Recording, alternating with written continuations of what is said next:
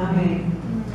Durante as nossas vidas, nós sempre pensamos aonde nós queremos chegar. Eu queria ser advogada, queria ter uma carreira.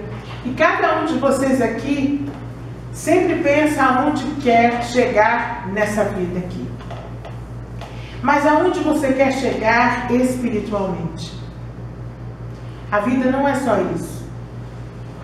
Quando nós conhecemos a Jesus, Ele começa a nos guiar para um outro tipo de vida. E nesse outro tipo de vida, nós também temos que saber aonde queremos chegar. As pessoas vão à igreja, professam a fé cristã, recebem o batismo, tornam-se membros de uma igreja, frequentam os cultos, começam a até ajudar nos trabalhos da igreja. Mas o que mais? Qual é a sua ambição? O que você almeja espiritualmente? Aonde você quer chegar? Todos querem ser bem-sucedidos, todos querem saúde, querem alegria, felicidade, mas acontece que Jesus nos chamou para um pouco mais do que isso. Dependendo do que você almeja para a sua vida espiritual, você vai preferir tomar leite ou comer alimento sólido. Qual é o mais nutritivo? Qual é a diferença entre ambos? Em 1 Coríntios 3, versículo 2, Paulo diz assim: dê-lhes leite e não alimento sólido, porque vocês não estavam em condições de recebê-lo. De fato, vocês ainda não estão em condições. Se nós dermos uma feijoada para um bebê recém-nascido, é capaz de nós matarmos esse bebê. O aleitamento materno preenche as necessidades orgânicas de um bebê. Contém proteínas, imunoglobulinas e substâncias imunizantes que protegem a saúde do bebê. Além disso, o bebê receberá anticorpos que lhe proporcionarão melhor saúde. Mas à medida em que a criança cresce, deixa de ser um bebê, além do leite, outros alimentos começam a fazer parte da sua dieta. O organismo necessita de outros nutrientes. Assim também acontece conosco.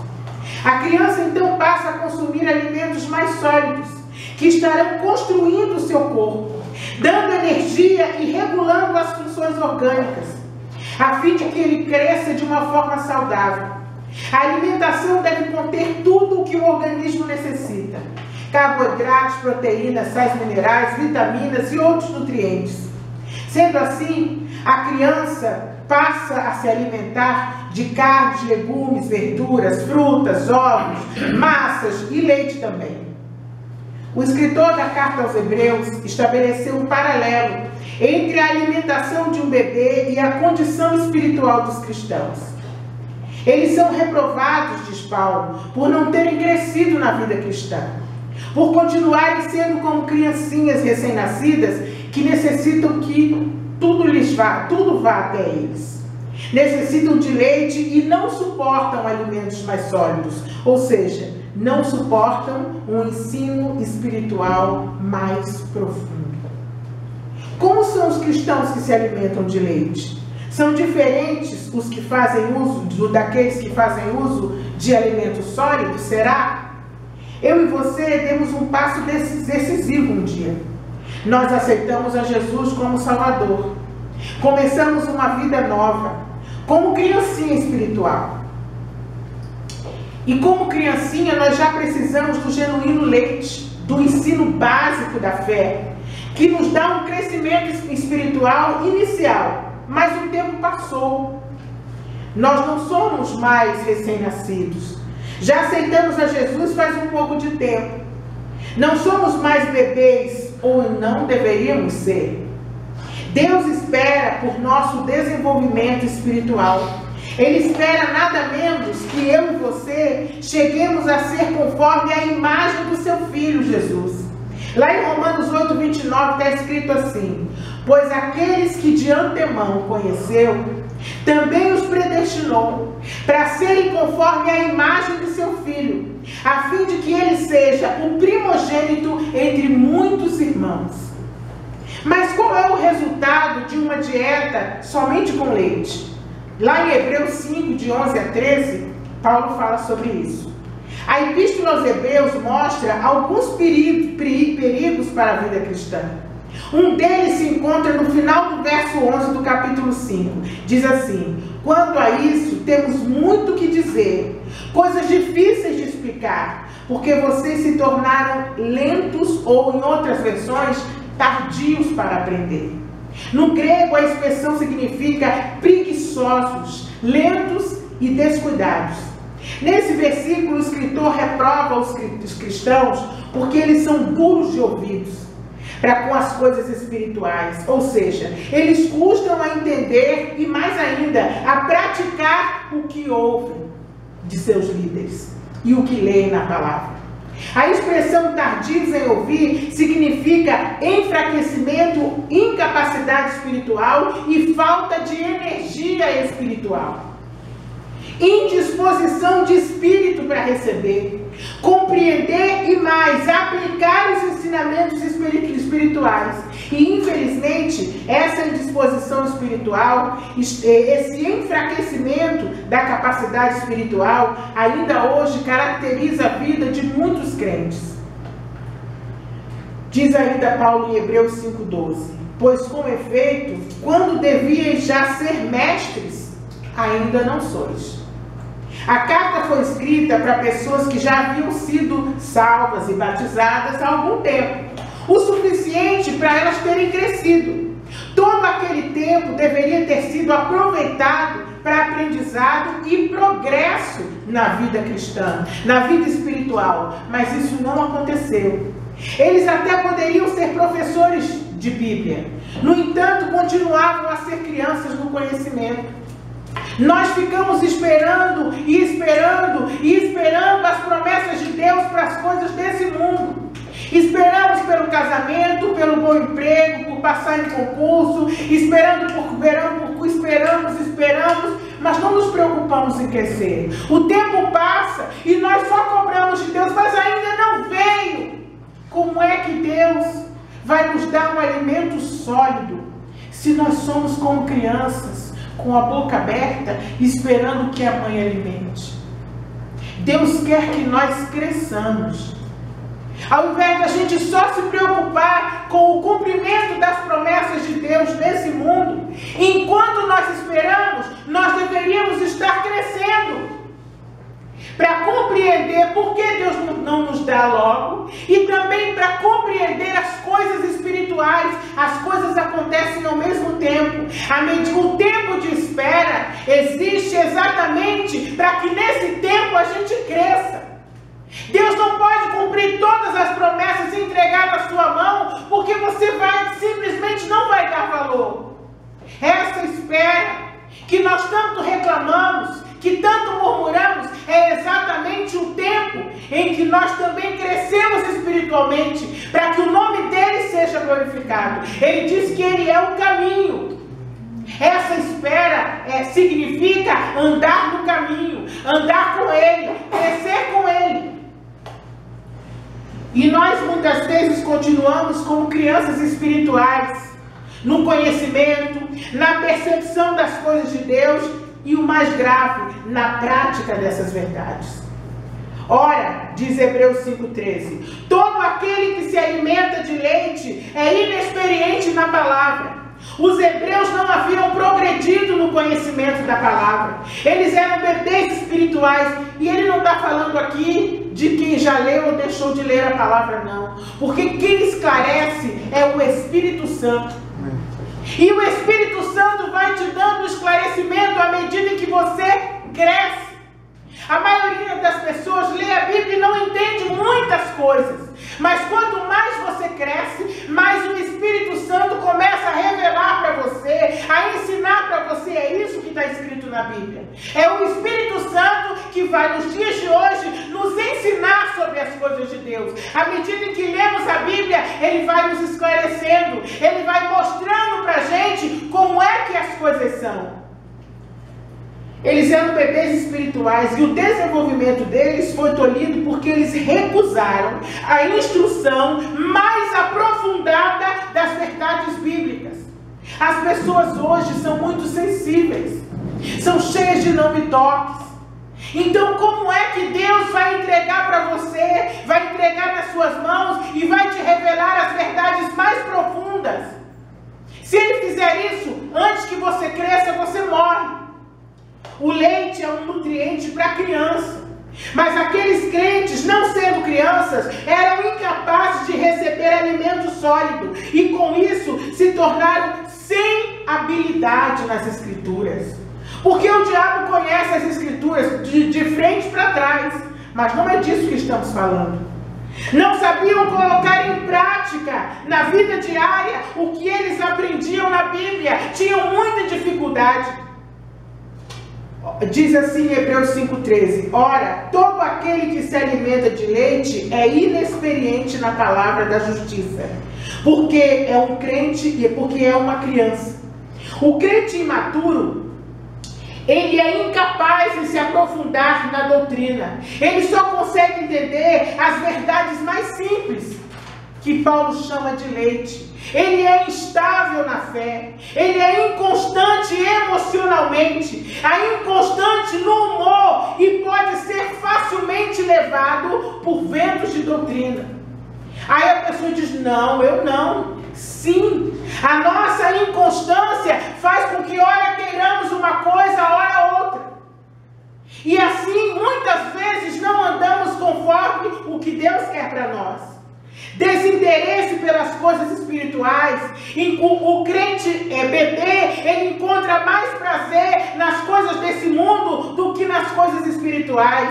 Ele tem um temperamento sensível e egoísta e ofende-se facilmente. Esse é o crente bebê. Por isso facilmente ele se escandaliza e facilmente ele dá as costas para Jesus.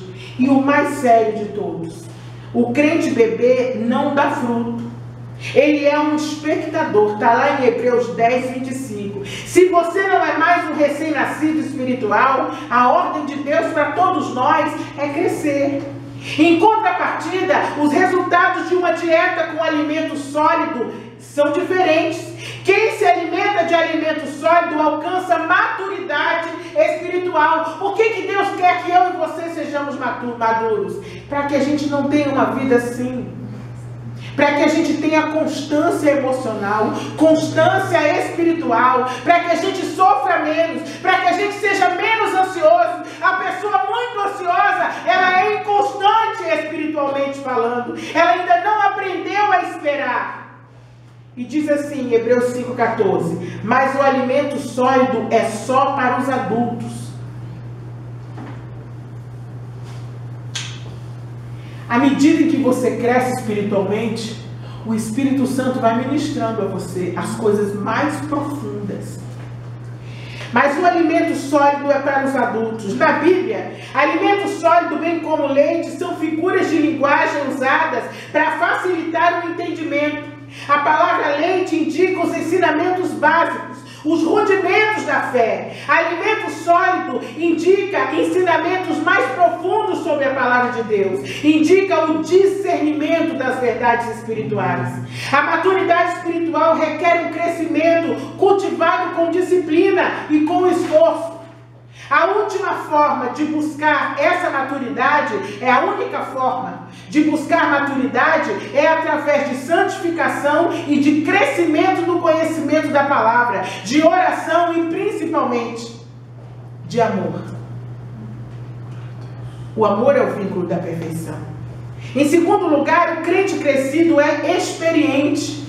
Para aqueles que pela prática, diz Hebreus 5,14, o alimento sólido é para aqueles que, praticando os ensinamentos bíblicos, chegam ao discernimento do que convém e do que não convém. Mas você só vai aprender a discernir quando você aprender a aplicar, a praticar os ensinamentos bíblicos.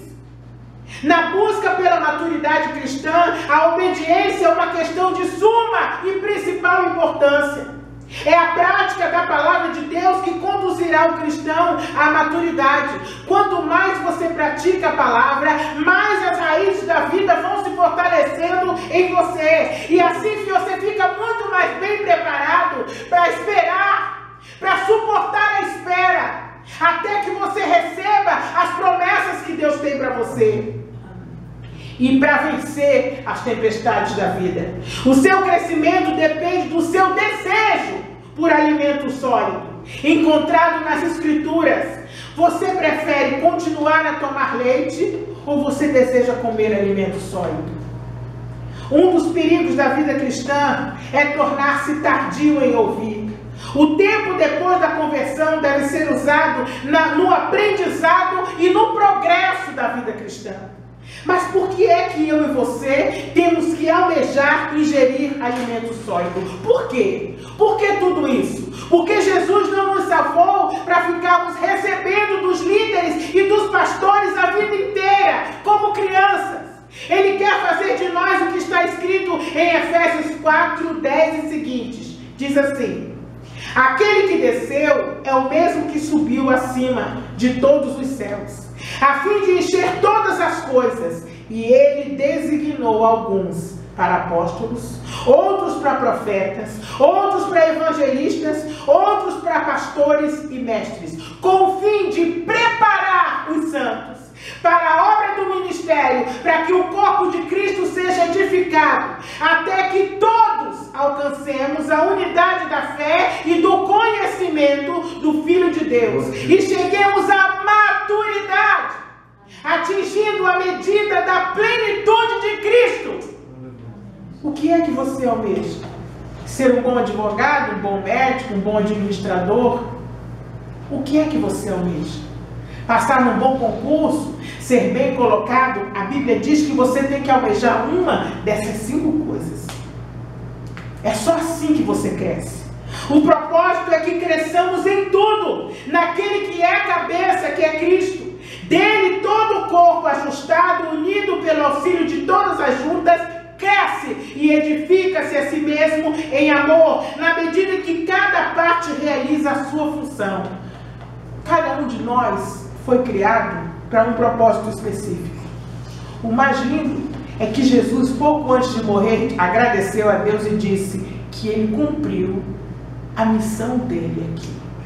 Está consumado. Você sabe qual é a sua função? A principal ferramenta dos ministros é a palavra. Mas não pense que é só a palavra. O ministro deve ser um bom exemplo daquilo que ele prega, inclusive de como lidar com suas fraquezas e debilidades. O apóstolo, como sentido de emissário ou embaixador, em seu sentido mais estrito, refere-se àqueles que viram o Cristo ressurreto, que realizaram milagres e foram especialmente escolhidos por ele para anunciar as boas novas a todos, como testemunhas oculares de Jesus, e são também plantadores de igreja. Parte da doutrina cristã nos dias de hoje acredita que o apóstolo tem que preencher no mínimo 3 requisitos para ser chamado de apóstolo. É alguém que teve um encontro pessoal com o Cristo ressurreto. Não é aquele de levantar a mão e aceitar Jesus, não. É um encontro pessoal com o Cristo ressurreto. Ser um fundador de igrejas e operar maravilhas em nome de Jesus. O profeta é alguém que é movido pelo Espírito de Deus e por isso é um instrumento ou um porta-voz de Deus. E solenemente declara aos homens o que recebeu por inspiração de Deus, quanto ao que está na mente e no coração do homem, especialmente aquilo que concerne a eventos futuros. Esse é o profeta. Profeta também significa tornar conhecidos os pensamentos de alguém, declarar os seus sentimentos, dizer daquilo que está dentro do coração e da mente de alguém. Aquele que fala inspirado por Deus e traz à luz as verdades de Deus e também o que ninguém gosta, os enganos do pecado. Essa inspiração em suas palavras muitas vezes contém predições, mas nem sempre. Às vezes essas predições são claras ao entendimento do profeta, outras vezes o profeta não entende. Ele entrega como recebe, mas Deus não dá a ele o discernimento. No Novo Testamento, os profetas continuam apoiados na sã doutrina dos apóstolos. Ajudam a igreja a caminhar com segurança nas doutrinas. Zelam pela edificação, consolo e também exortação dos irmãos. E o evangelista? O evangelista é o nome dado no Novo Testamento aos mensageiros da salvação através de Cristo que não eram apóstolos. Aquele que é especialmente capacitado com o dom da fé, exortação, sinais e maravilhas e outros que sejam necessários para fazer a igreja crescer em número. Essas pessoas são guiadas pelo Espírito a pregarem o Evangelho em vários lugares. São pessoas apaixonadas por Jesus e pelas pessoas. Porque se você não se apaixonar pelas pessoas, primeiro por Jesus e depois pelas pessoas, não dá para fazer a obra. Pelas pessoas que precisam ouvir a mensagem de salvação. Todos nós temos responsabilidades evangelísticas, sem exceção. Porém, o evangelista é aquele dotado de uma porção maior, de uma unção especial para trazer as pessoas a Cristo. O pastor é aquele cujo cuidado e controle outros se submetem e cujos preceitos eles seguem. São cuidadores, são dotados de conhecimento, poderes de consolação, entendidos em governo, simpatia com os problemas dos outros e conhecimento para dar continuidade ao trabalho do evangelista. E o mestre? O mestre no Novo Testamento é alguém que ensina a respeito das coisas de Deus e dos deveres do homem. É aquele que é dotado por inspiração e conhecimento de Deus, dotado de capacidade especial com as coisas que ensina. Eles têm uma habilidade natural e sobrenatural para aprofundar o conhecimento das revelações de Deus e ensiná-las, garantindo a solidez da sã doutrina. São guardiões do conhecimento. Quando eles explicam as Escrituras, eles falam com autoridade e com uma unção especial de Deus. Quando crescemos espiritualmente, passamos a demonstrar e a almejar um desses ministérios. O que é que você quer fazer da sua vida espiritual? Você se identificou com algumas dessas funções? Você deseja crescer e tornar-se apóstolo ou profeta, ou evangelista, ou pastor ou mestre? Aonde você quer chegar? Ou você quer continuar a tomar leite e receber dos seus pastores e líderes? Ou deseja alimento sólido que vai levá-lo ao verdadeiro conhecimento de Deus? A criança não tem entendimento e nem discernimento. Você quer mesmo conhecer a Deus? Até quando você vai deixar a responsabilidade para os seus líderes? Quando é que você vai querer se empenhar por seu ministério? Eu deveria ter crise de bronquite asmática e problemas respiratórios, porque foi isso que disseram aos meus pais que aconteceria comigo quando eu era um bebê. Mas Deus não permitiu, porque Ele me constituiria como profeta aos 17 anos. Depois disseram que eu ficaria cega quando eu tinha 20 e poucos anos. Mas Deus também não deixou que eu ficasse cega, porque Ele ainda me enviaria a várias nações para falar do amor dEle. E muitas pessoas foram alcançadas. Aos 40 anos disseram que 2 válvulas do meu coração não funcionavam bem e suspeitavam que eu tinha hipertensão maligna e que eu não duraria muito. Mais uma vez, Deus não deixou que nada acontecesse, porque Ele me ungiria pastora 2 anos depois. Eu deveria apacentar as ovelhas dele e ficaria à frente da obra, porque ele recolheria em breve a minha líder. E nesse tempo, eu estava crescendo e aprendendo a ser líder. Por último, disseram que eu teria sequelas do lado esquerdo por causa de um tumor gigante no cérebro. E mais uma vez, Deus também interveio e não deixou que eu tivesse sequela alguma. Eu estou aqui gozando de excelente saúde física e mental, porque em seguida eu começaria mais uma frente de trabalho. 1 ano depois, 1 ano e meio depois, eu teria notícia e com 2 anos eu começaria, eu abriria um trabalho, ele abriria um trabalho para que eu tomasse conta de outras ovelhas dele, além da igreja. Eu compreendia vários anos atrás Que Deus me dá saúde, alegria de viver, cuida dos meus, não deixa que me falte nada, primeiro porque Ele me ama e também porque Ele quer que eu cumpra o propósito para o qual Ele me criou. Muita gente quer cura de Deus, quer que Deus cuide da sua vida profissional, quer crescer profissionalmente, quer ter saúde, alegria, quer ter companhia, quer tudo de bom. Mas será que você tem cumprido o propósito para o qual Deus te criou? Ao menos você perguntou a Ele. Você tem cumprido o propósito para o qual foi criado? Você sabe qual é o seu ministério? Você almeja algum ministério? Durante vários e vários anos da minha vida, eu gastei meus fins de semana evangelizando nos hospitais, nos hospícios, nos presídios, nas escolas, nas praças, de porta em porta, aqui em Brasília, em outros estados, na América do Sul, na Europa e na África. Isso não me impediu de prestar assistência à minha família, não me impediu de fazer pós-graduação, mestrado, cursar doutorado, fazer cursos na área de ensino, na área de direito, de teologia, e também não me impediu de fazer grandes e bons amigos. Porque servir a Deus e colocá-lo em primeiro lugar em nossas vidas não tira nada de nós, absolutamente nada, só acrescenta. Amém. Tira sim aquele vazio na alma, aquela ansiedade, aquela inquietação de não saber o que quer, de dizer que a vida não muda nunca, as coisas não acontecem nunca. Isso tira. Acrescenta aqui nesse mundo e na eternidade. Você quer cumprir o propósito de Deus para a sua vida? Ou você quer continuar a tomar leite?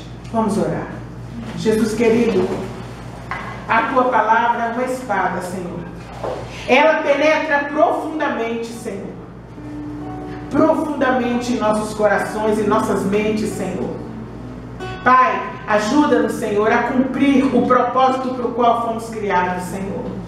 Não deixe, Senhor, que nós continuemos distraídos apenas com as coisas desse mundo, porque nós temos um espírito e esse espírito não vai morrer junto com o nosso corpo. A Tua palavra diz que o nosso espírito estava contigo antes da fundação do mundo, Senhor. Ajuda-nos, tira essa ansiedade, Senhor, pelas coisas desse mundo, dessa terra. Ajuda-nos a crescer para que nós possamos saber esperar com alegria, porque o Senhor é fiel. O Senhor vai cumprir as promessas que fez a cada um de nós. O Senhor não mente, não volta atrás. O Senhor é fiel e verdadeiro. Glorifica o Teu nome em nossas vidas, Senhor. Nós te louvamos desde já e te agradecemos em nome de Jesus.